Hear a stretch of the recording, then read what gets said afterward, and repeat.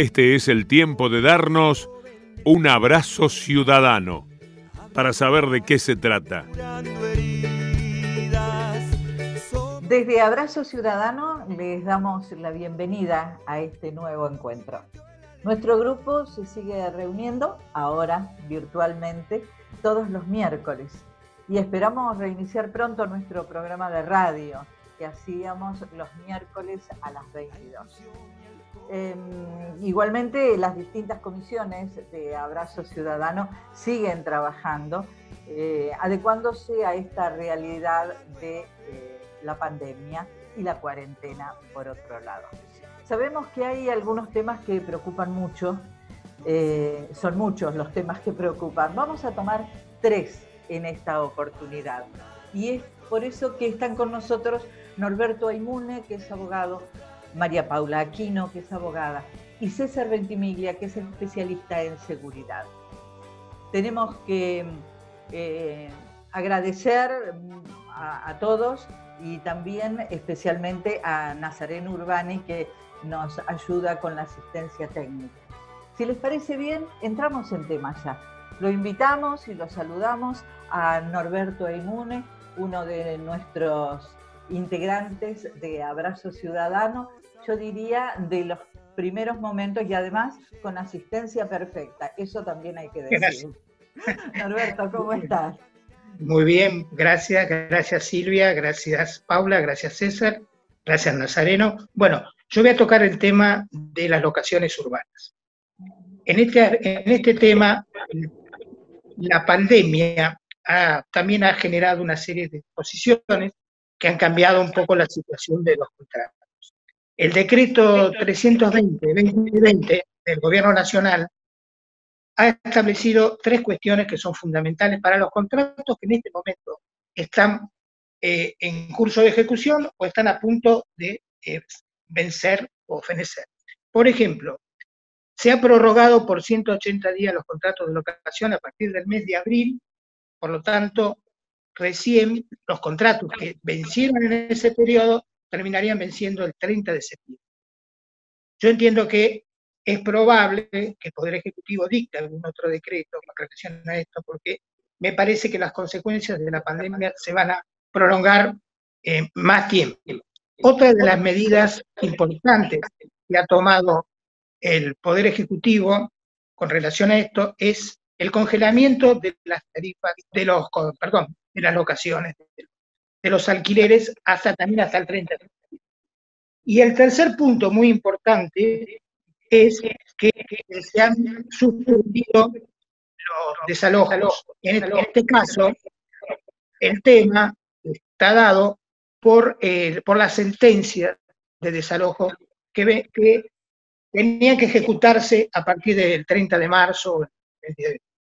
Estos casos solamente en el caso de la sentencia de desalojo. Pero yo entiendo que como no se pueden tampoco iniciar ningún juicio que no sea urgente en este momento, esto se va a prolongar más.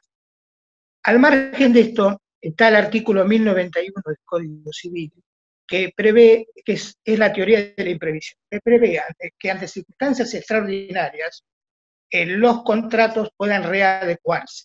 Esto es un tema que si bien no está vinculado especialmente al tema de las locaciones, entiendo que en algunos casos el inquilino no pueda abonar íntegramente el alquiler, tal vez se puedan hacer presentaciones judiciales por este tema, si es que no se llega a un acuerdo.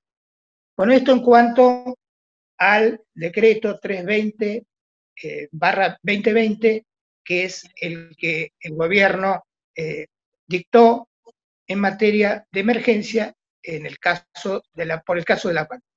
Todo con respecto a la locación. Pero el Congreso acaba de sancionar la ley 27.551 de locaciones urbanas, que trae una serie de novedades que van a regir, estimo, la semana que viene, creo que se publicaba hoy en el Boletín Oficial o el lunes. Esa ley trae varias innovaciones que son en general favorables a los locatarios e inquilinos. Uno de los temas importantes es que se prorroga se aumenta el plazo mínimo de las locaciones urbanas a 3 años, cuando el Código Civil establecía un plazo de 2 años. Esto es importante porque establece una mayor estabilidad en las relaciones, sobre todo en el caso de la parte más débil, que es el inquilino. Otro tema muy importante, que también es novedoso, es el ajuste del precio del alquiler, que hasta ahora se establecía de una manera, digamos, engañosa, porque como no estaban permitidos los ajustes por el Código Civil, se estimaba para el segundo año de la locación, que son 2 años, que de acuerdo al código vigente hasta ahora, y el segundo año se le ponían aumentos del 30, 40%, una cosa así. Ahora, de acuerdo a la nueva ley de alquileres, el ajuste va a ser anual, y el ajuste anual se va a componer de un mix. 50% la inflación y 50% va a ser el índice de un promedio de salarios. Este índice va a ser publicado por el Banco Central anualmente. Es decir, que se va a establecer un ajuste que se estima que va a ser, ya digo, algo menor a lo que era el ajuste establecido, que se establecía por el Código Civil, y se ponía un 30%, un 40%, un 50%. Ahora va a ser establecido por el Banco Central, que va a emitir un índice especial. En cuanto al tema de las garantías, yo creo que la norma es superflua, porque habla de avales bancarios, habla de seguro de caución. Todas esas garantías se podían establecer, es decir, pero siempre como depende del propietario, del locador, en realidad es como si no hubiera sido escrita, porque al locador no se lo puede obligar a firmar un contrato. Por lo tanto, estimo yo que es un artículo que podía no estar escrito directamente, porque siempre el locador va a ser el que va a definir si le conviene o no le conviene alquilar, si le parece solvente la garantía. Bueno, otro tema fundamental es la rescisión del contrato. El inquilino puede rescindir el contrato pasado los primeros 6 meses. En este caso, los 6 meses, a partir de los 6 meses, si preavisa con un mes de anticipación, tiene que indemnizar al propietario con 1 mes y medio de contrato, de la locación, si es en el primer año. Pasado el segundo y tercer año, la indemnización es de 1 mes. Y tiene otra novedad: si dentro de los 6 meses, con 3 meses de anticipación, se preavisa, no hay penalidad. O sea, puede rescindir el contrato sin ninguna penalidad. En cuanto al inicio de la locación, antes se pedía 1 mes de anticipo y 1 mes de depósito. Ahora, por cada año de contrato. Ahora la ley nueva establece 1 mes de anticipo y 1 mes de depósito para todo el contrato de locación, y al finalizar el locador le debe reintegrar ese depósito al locatario actualizado al último mes y no al primero, como era en la legislación hasta hoy vigente.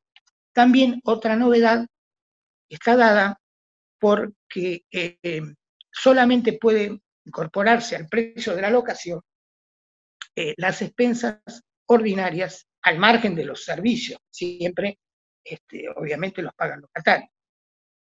Pero ahora se puede, el propietario puede exigir que se paguen las expensas ordinarias en el caso que haya expensas, edificios de departamento, pero no las extraordinarias. Las ordinarias son los gastos comunes del consorcio. Las extraordinarias serían trabajos especiales, por ejemplo, la pintura del frente, los balcones, bueno, ese tipo de cosas que serían arreglos extraordinarios. En ese caso, el inquilino no tiene que pagar las expensas. Sí está obligado a los gastos comunes del edificio.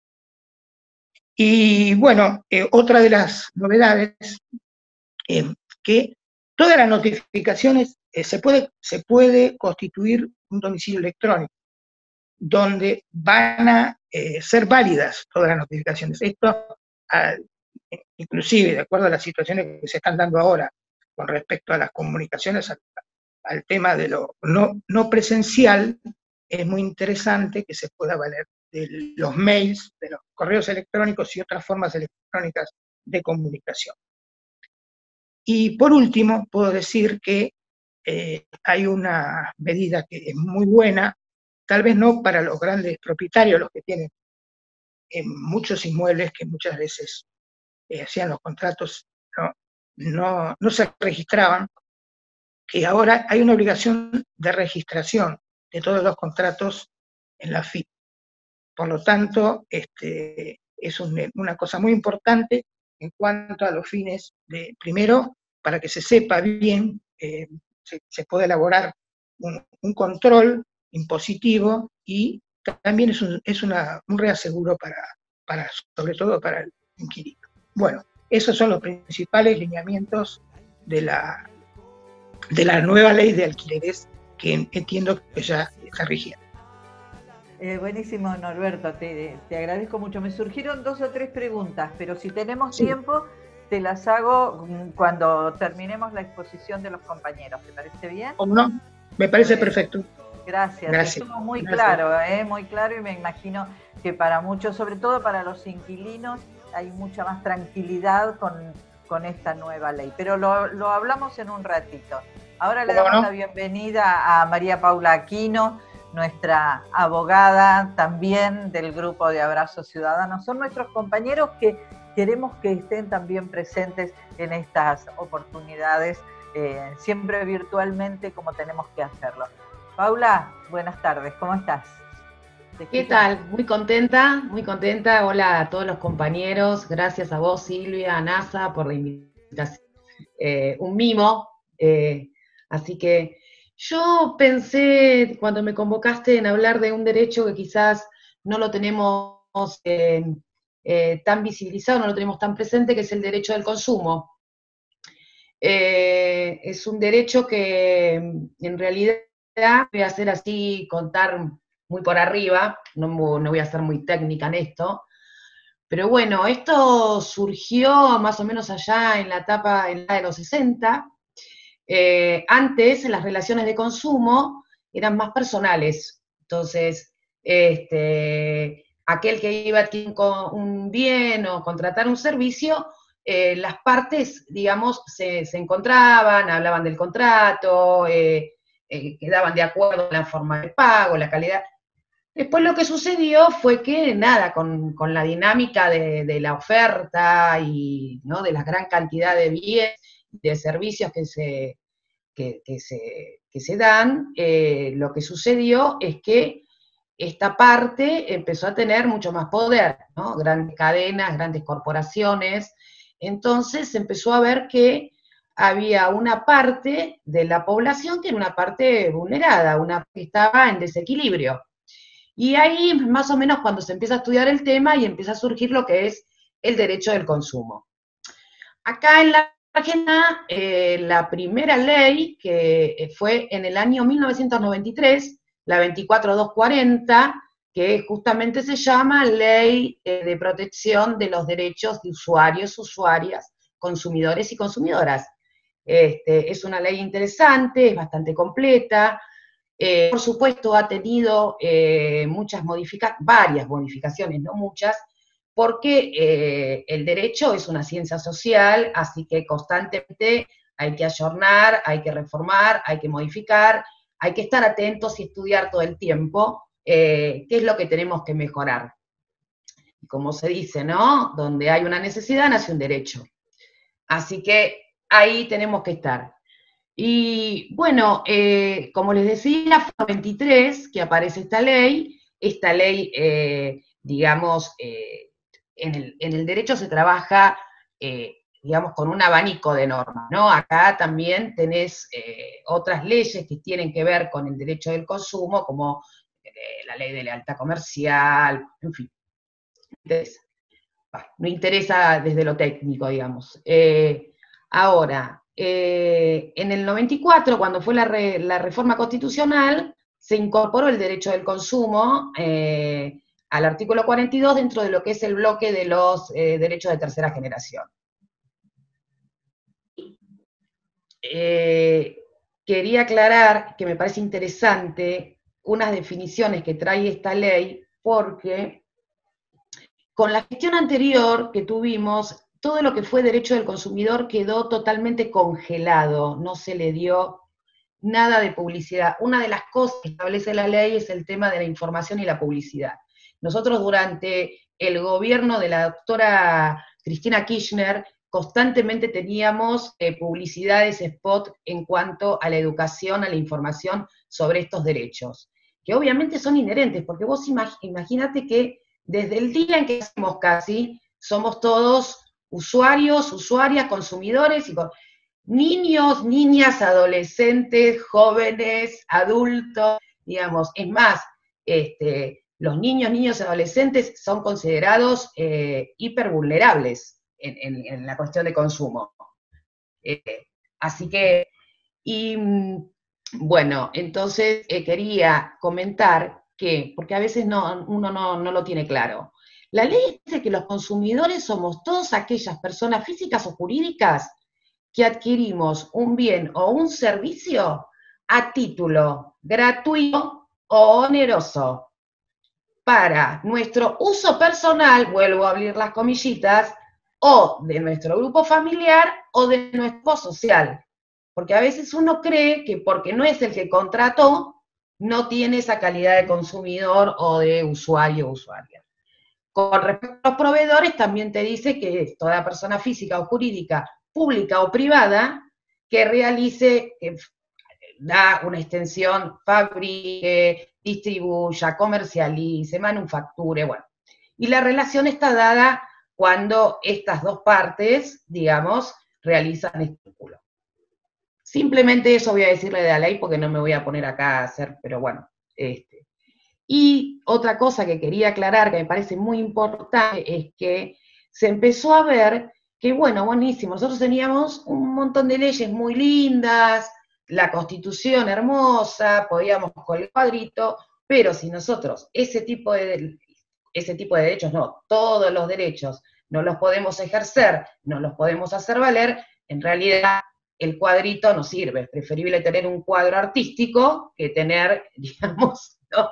Entonces, se empezó a ver y a estudiar que una de las dificultades que existía no tenía que ver con el derecho sustancial, o sea, con el papel, con la ley escrita, sino con la posibilidad de acceder a ejercerlo. ¿Y por qué pasaba esto? Pasaba esto porque, claro, viste, esto de que vos decís, viste, tengo que ir a un abogado, los procesos son largos, se difieren en el tiempo, tengo que hacer una erogación de gastos que en realidad los sopesás con lo que realmente decís, bueno, lo dejo. Las grandes empresas contentísimas, porque imagínate que son un montón los que dejan, entonces ellos siguen facturando. Bueno, entonces, lo que se vio y se estudió, que lo que había que hacer era legislar sobre la posibilidad de que se tuviera un acceso a poder accionar estos derechos dentro de lo que es la vía administrativa y la vía jurisdiccional.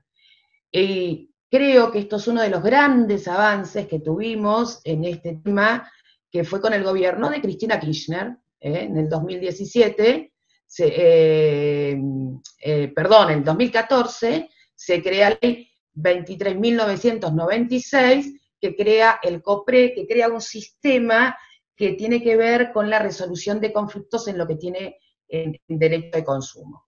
El COPRE es justamente eso, la conciliación previa en relaciones de consumo, que es algo administrativo, es gratuito, que todo el mundo puede ir ahí. Acá tenemos la oficina de la municipalidad. La oficina de la municipalidad de Defensa del Derecho al Consumidor está ubicada en la calle Belgrano entre España y Jujuy. Es Jujuy, bien. Pero a su vez también están las asociaciones de defensa de derechos de usuarios y consumidores, a la cual pertenezco. Yo pertenezco a la Unión de Usuarios y Consumidores, filial Mar del Plata.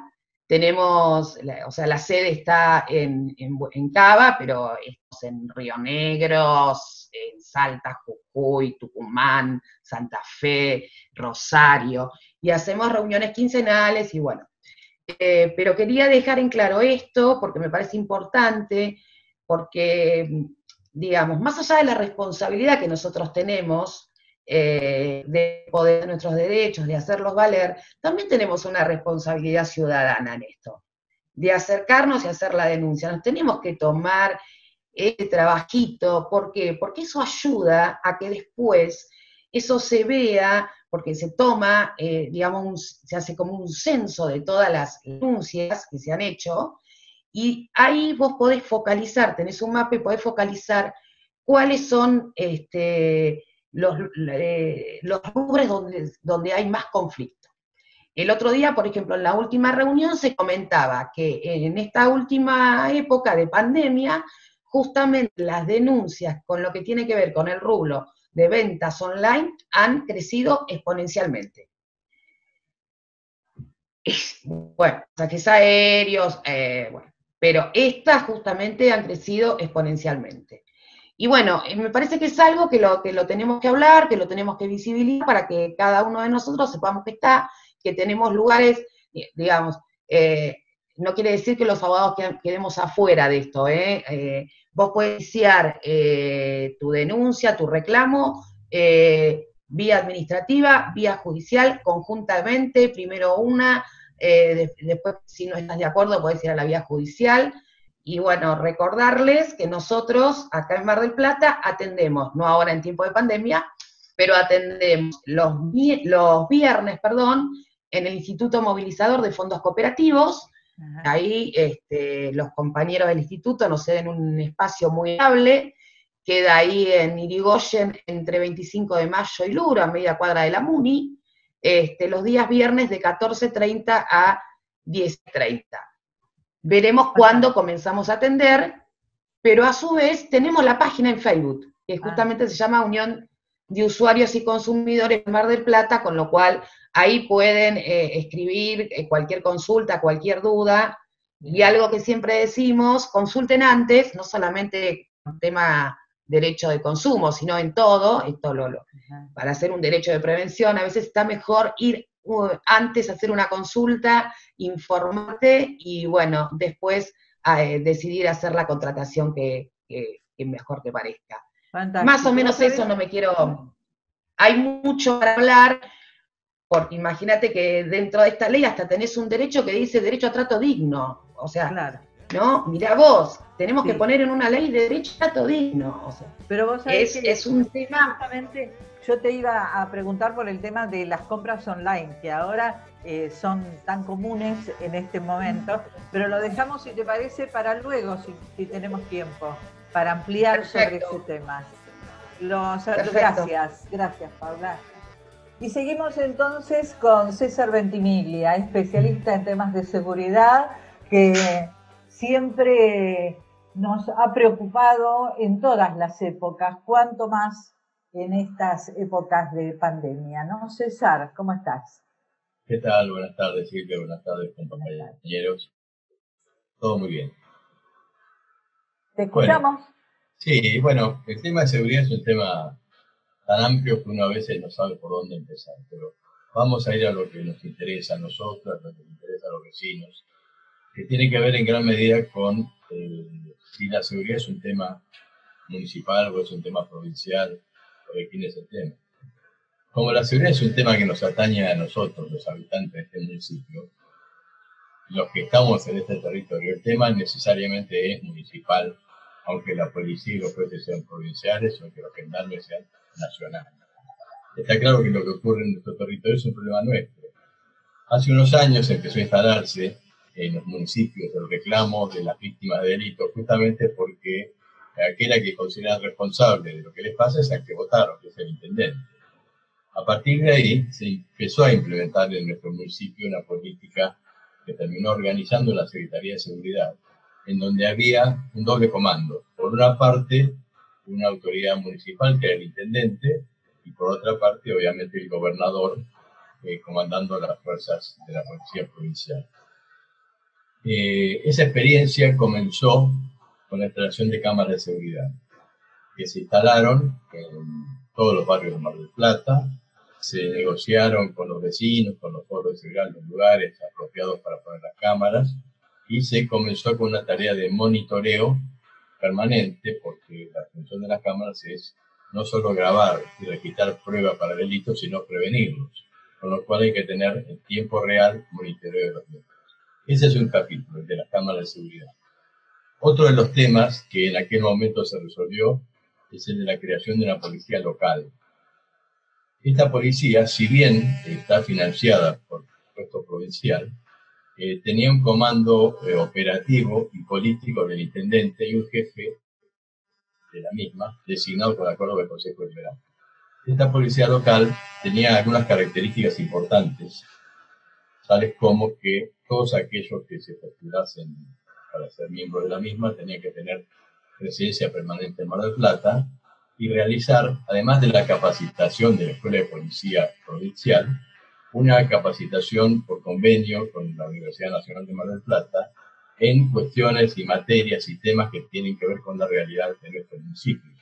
Es decir, todos aquellos policías locales que ingresaron en ese sistema tuvieron que cursar materias en donde se informaban sobre las características sociopolíticas de Mar del Plata, conocimiento de los barrios, conocimiento de sus sectores económicos, en fin, tenían que demostrar no solo garantizarles con su residencia permanente conocimiento propio, sino además recibieran una capacitación de nivel universitario que los habilitaba para trabajar como lo que se llama policía de proximidad. ¿Qué era policía de proximidad? Bueno, el nombre lo define, es la policía que camina, que conversa con los vecinos, que toma mates en la sociedad de fomento, que saluda, que visita, que controla. Bueno, la sola presencia de la policía local en ese marco logró que el índice de homicidios violentos ocurridos en nuestra ciudad se disminuyera a la mitad. O sea que la eficacia de esa policía está demostrada con números duros que tienen que ver con resultados del delito más violento, que es el homicidio, y en donde obviamente no hay cifra negra. De manera que, para repasar un poquito, teníamos las cámaras de seguridad, la policía local, con un jefe designado con el acuerdo del Consejo Liberante, pero que además acordaba las políticas de seguridad, conjuntamente con el intendente, en una mesa de coordinación con las demás fuerzas de seguridad. Es decir, no es que actuaba cada uno por su lado, sino que se coordinaban los operativos, las tácticas, los movimientos, con el desplazamiento de fuerzas con las demás fuerzas policiales y de seguridad residentes en el resto del municipio. Otra herramienta importante que se desarrolló es el CEMAED. El CEMAED es el Centro Estratégico de Análisis del Delito.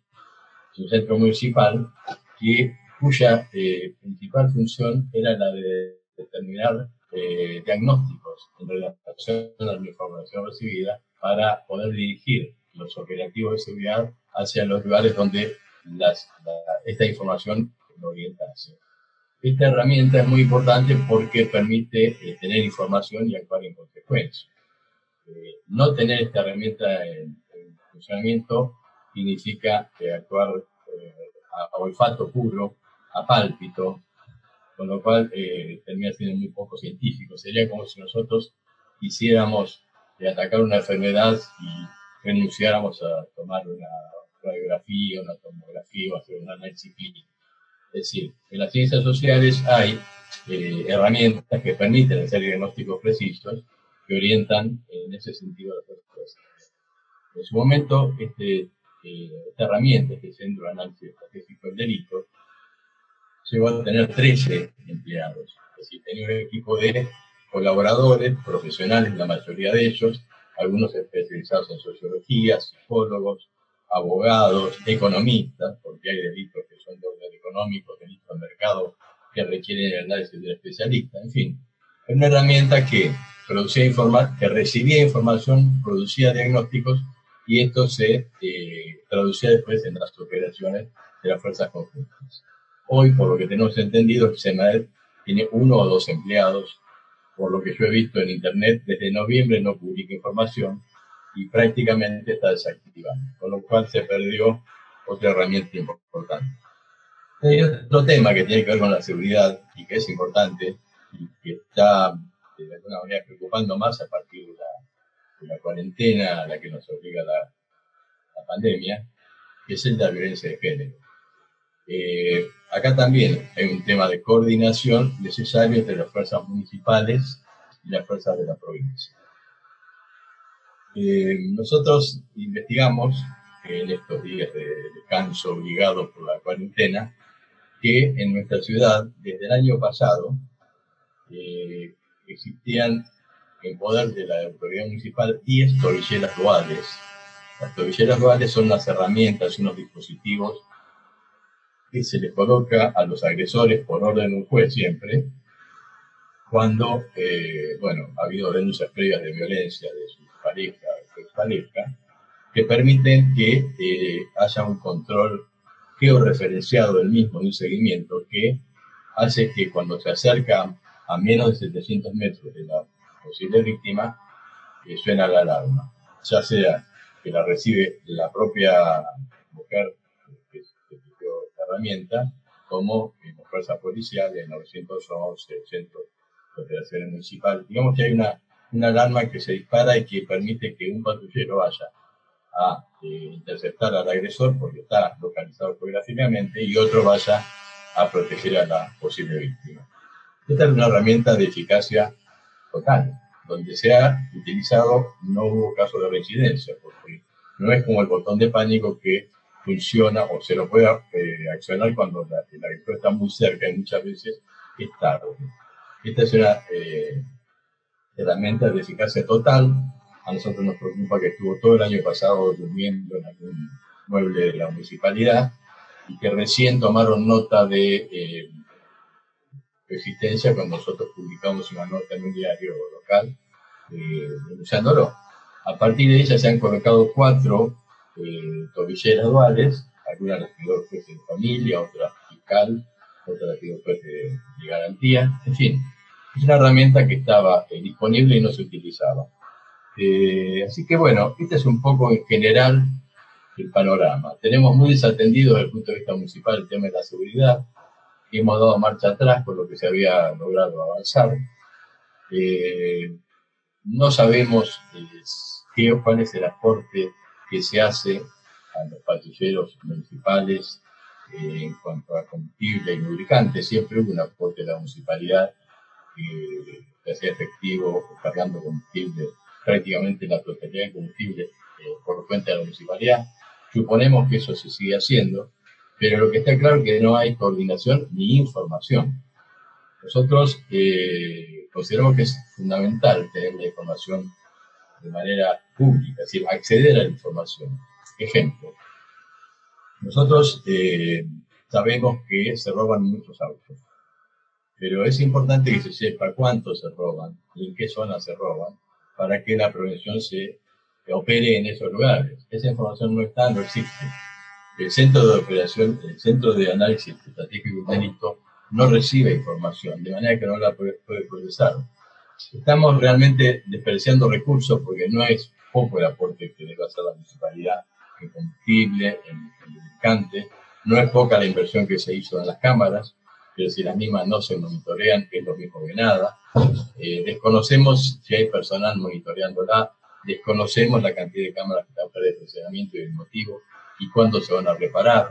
Sabemos por los vecinos de los barrios que, en general, cuando denuncian un evento, dicen la mayoría de las veces que la cámara esa no funcionaba, justo esa cámara. Pero necesitamos tener la información de cuáles son las que no funcionan, por qué no funcionan, y cuándo van a volver a estar operando normalmente. Es decir, es una pena que hay recurso humano que se preparó en su momento, hay recurso logístico, hay patrulleros, y que no haya una política. Cuando se reclama de repente del Poder Municipal que vuelvan las fuerzas federales, la verdad que no sabemos para qué, porque por experiencia personal yo podría decir que a mí 2 veces las fuerzas federales me pararon en Avenida Colón y San Luis para pedirme el registro de conductor y seguro. Es decir, si vamos a pedir fuerzas federales para que hagan control de tránsito, ¿para qué tenemos los agentes de tránsito? Entonces, claramente, si no hay una información que nos diga a dónde hace falta reforzar desde el punto de vista de la seguridad, y nosotros sabemos que no es en la Plaza Mitre donde hay que reforzar la seguridad, no tiene sentido pedirlo. Es como hacer un dispendio de recursos sin mucho sentido, porque no podemos desperdiciar la información y el sentido común y la inteligencia, en el buen sentido de la palabra que se utiliza, teniendo la información de todo lo denunciado por el 911, por las llamadas a la radio de los policías, por los delitos denunciados en la fiscalía.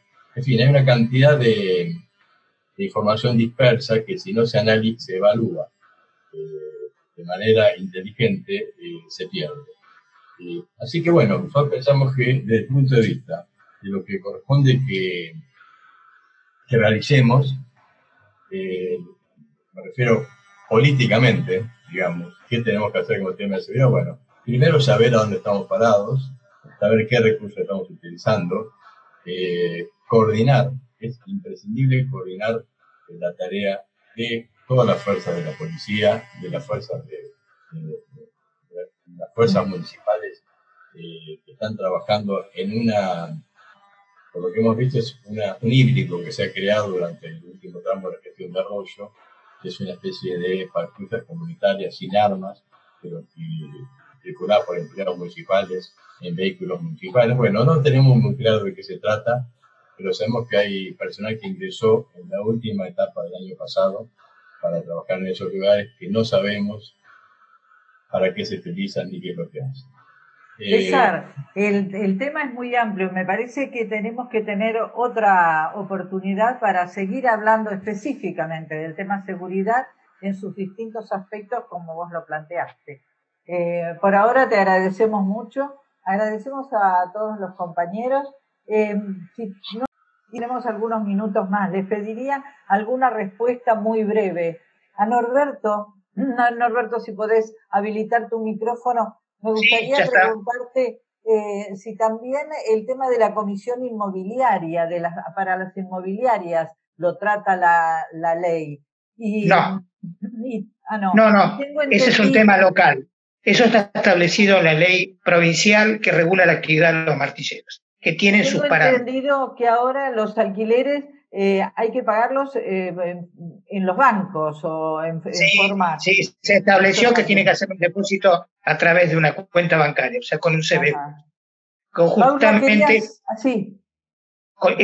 es una medida que va a permitir registrar, evitar los alquileres en negro, ¿no? Es una muy buena medida. Junto con la registración en activo. Sí, perdón. Bien.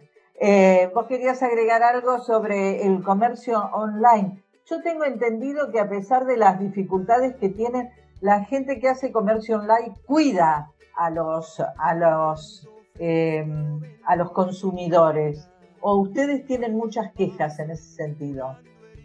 Mira, en la última reunión que tuvimos, el porcentaje que había era, o sea, ya te digo, había sido un aumento exponencial.